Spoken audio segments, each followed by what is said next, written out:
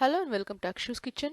Today you'll see how to prepare chicken stew, for which we will need the following ingredients to serve approximately 3 to 4 people. 400 grams of chicken cut into medium pieces and 2 cups of dilute coconut milk, that is the second milk, 2 big onions, 2 to 3 green chilies and some curry leaves, 1 cup of first coconut milk, that is the thick milk, 5 whole green cardamoms, 5 to 6 whole cloves, 2 to 3 pieces of cinnamon, 1 teaspoon each black pepper powder and salt, and 1 tablespoon of finely chopped ginger and 1 tablespoon of corn flour. Finally, 1 large potato or 2 medium-sized potato cut into big cubes. First in a pan I am going to add about 2 tablespoons of oil, and when it is hot I am going to add the whole spices, that's the cinnamon, cardamom and the cloves.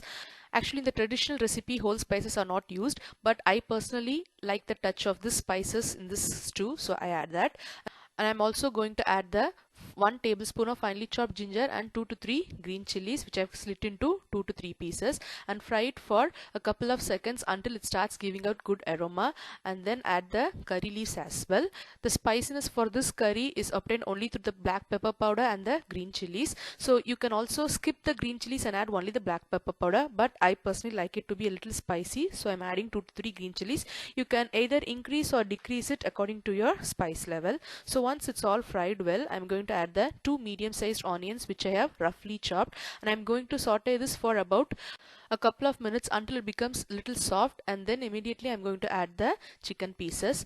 Try to use the chicken on the bone rather than the boneless chicken, because for this type of curry the chicken on the bone gives extra flavor and taste to the curry. So I'm going to fry it until the pink color of the chicken changes into white color and it's half cooked. So I have been doing this for about 3 to 4 minutes, and you can see the chicken is all white now.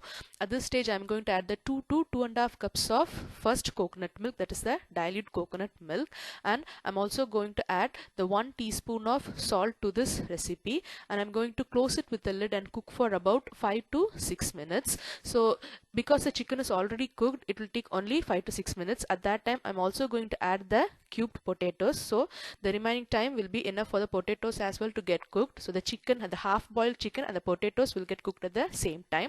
Cover it with the lid, and after 5 to 6 minutes you can see the chicken and the potato is all almost 90 to 95% cooked. You can also check the consistency of the potato at this stage, because it needs to be fully cooked. You can see it's all soft now, and the chicken is also 95% done. At this stage I'm going to add the 1 cup of first coconut milk or the thick coconut milk and allow it to come to a boil, and again close it with the lid and cook for about 1 to 1.5 minutes maximum, because once you add the first milk you need not cook it too much. So once it comes to a boil, close it with the lid and cook for 1 to 1.5 minutes, and chicken stew is almost ready. Finally I'm going to sprinkle the 1 teaspoon of black pepper powder. If you don't like the flavor of black pepper powder much, you can reduce the spice level accordingly, and chicken stew is completely ready. The final stage I'm going to add about 3 tablespoons of water to the 1 tablespoon of corn flour and pour that mixture over the curry. So this corn flour is used to thicken the curry, because the curry is very dilute with the second coconut milk and first coconut milk. Just to thicken the gravy, this corn flour is used. Again wait for a couple of seconds until it starts boiling again, and chicken stew is completely ready. You can switch it off and serve. This chicken stew is excellent when served with Appam or Palappam. Try it and you'll really like it. Thank you for watching Akshu's Kitchen.